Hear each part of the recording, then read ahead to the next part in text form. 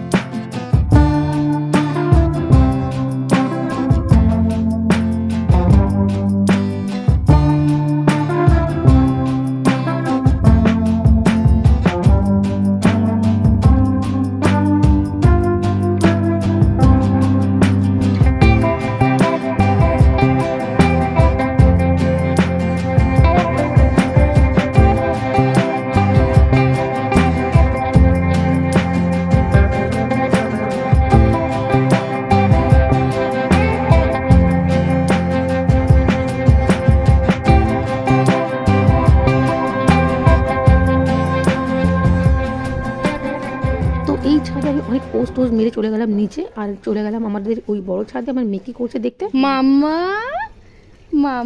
কই মাম্মা, স্নান করতে হবে তো, আমি সব নিয়ে আসি, স্নান করে দিই।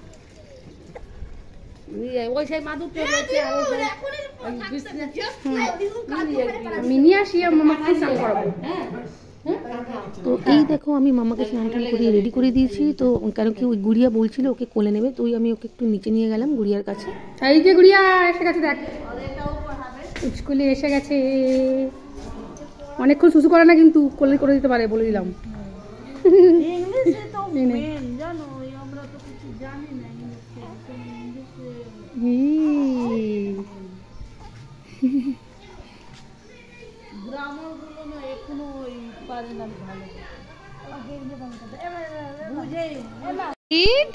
এটা একটা দিদি ভাই, একটা দিদি ভাই তোমার। মাম্মা কথা বলো, কথা বলো। দি ভাই তো, একটা দিদি ভাই। তো গুড়িয়ার বলতে গিয়ে আবার চলে গেল একটা কাকিমার কোলে।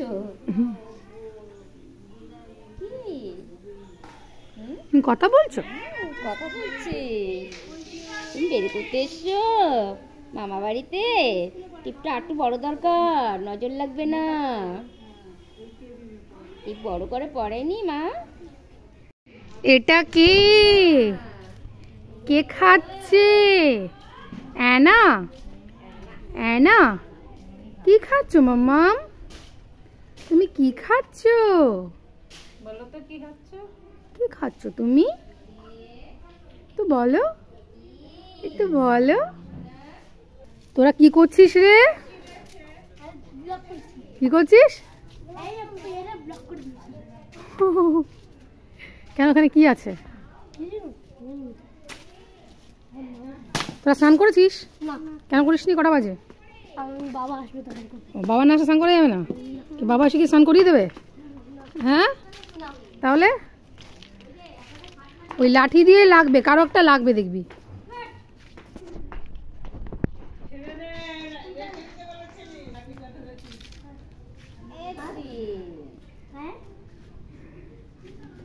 এখনো বুনু আয় আয় আয়। কি হয়েছে? কি হয়েছে? আয় আয় আয় আয় মিনি আয়। তুমি ভালো মিনি, ভালো মিনি, ভালো মিনি, ভালো মিনি, ভালো মিনি। হ্যাঁ। তো নিচে অনেকক্ষণ ঘোরার পরে মামার পেয়ে গেছে ঘুম, তাই ওকে নিয়ে চলে এলাম উপরে। তো মামা স্নান খাওয়ার পরে কিন্তু সুন্দর একটা ঘুম দেয়, প্রায় 2 ঘন্টার একটা টানা ঘুম দেয় ও। তো দেখো ও কিন্তু এখন এই যে ঘুমিয়ে পড়েছে। তো আমি কি করলাম, ওর মশারিটা টানিয়ে দিলাম। ও কিন্তু দেখো একটু হালকা মানে চোখটা খুলেই কিন্তু ঘুমোয়। তো ও যখন ঘুমিয়ে পড়েছে, তো এই ফাঁকে আমি কিন্তু স্নান খাওয়া দাওয়াটা কমপ্লিট করে ফেললাম। তারপর চলে এলাম আবার ছাদে, কেন কি আমার ছেলে দেখো ওর মামাকে নিয়ে এখন ঘুড়ি ওড়াতে এসছে।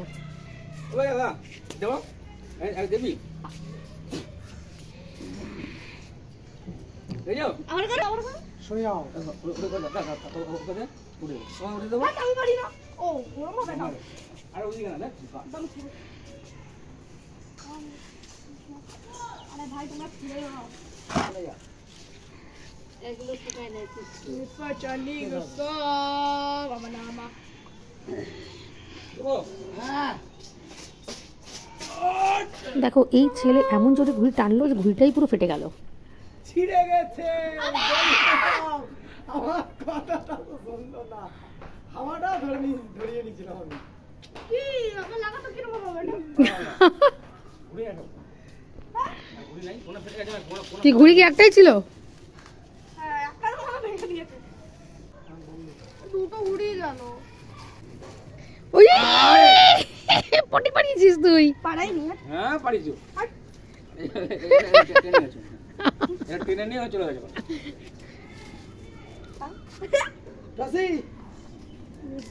ঘুড়ি তো ওরা হলো না, এবার চলে গেলাম আমি নিচে একটু ঘুমোতে। তো এখন হয়ে গেছে সন্ধ্যা 6:30, আর আমার বৌদি দেখো কি করছে, এখানে ভাজছে পকোড়া আমাদের সবার জন্য। তো আজকে সন্ধ্যাবেলা খাবো হচ্ছে আমরা চিকেন পকোড়া আর কফি। দেখো চিকেন পকোড়াগুলো কিন্তু প্রায় ভাজা কমপ্লিট হয়ে গেছে, আর আমিও 1 কাপ গরম গরম কফি নিয়ে চলে এলাম। এই যে তোমাদের পকোড়া, এই যে চলে এসছে তোমাদের পকোড়া। চলো হামলে পড়ো, তোমরাও খাবে আমিও খাবো। হ্যাঁ দেখি আমি একটা টেস্ট করে দেখি কেমন হয়েছে। কেন কি এনেছি?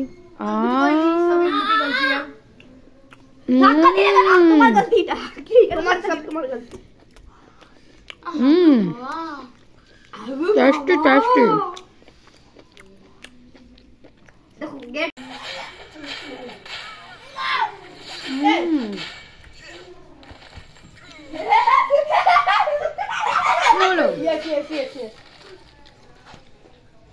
তোমার হাড্ডি গুলো কোথায় পাবো? পাশে রাখো। আমার এই পিসটা খাবে কে? কে খাবে? কে খাবে? টুসু খাও। তো বিকেলের টিফিন শেষ না হতে হতে শুরু হয়ে গেছে আমাদের ডিনারের ব্যবস্থা। মা এখানে করছে হচ্ছে ফ্রাইড রাইস আর আমার বৌদি করছে চিলি চিকেন। তো চিলি চিকেনটা দেখো এখন সবে কষা হচ্ছে, বেশ দারুণ লাগছে দেখতে, বেশ কালারফুল লাগছিল দেখতে। তো এই যে আমাদের চিলি চিকেন কিন্তু রেডি। এখানে কিন্তু দুটো বাড়িতে রাখা হচ্ছে, কেন কি এখন মানে রাতে একটা খাওয়া হবে আর কালকে সকালে টিফিনে খাওয়া হবে। তো এই যে দেখো আমার ছেলে আর এলিনা বসে গেছে খেতে, আর রাজ কিন্তু এখনও খেতে বসেনি, কেন কি ওর বাড়িতে যেতে লেট হয়ে যাচ্ছিলো, তাই ও বললো এখানে বসে খাবে না। ও কিন্তু প্যাকিং করে নিয়েছে, ওটাও বাড়িতে নিয়ে গিয়ে তারপর খাবে। তো ওদের খাওয়া কমপ্লিট হওয়ার পরে আমিও আমার খাবারটা নিয়ে নিয়েছি। তো চলো আমিও এবার খাওয়া শুরু করে দিই।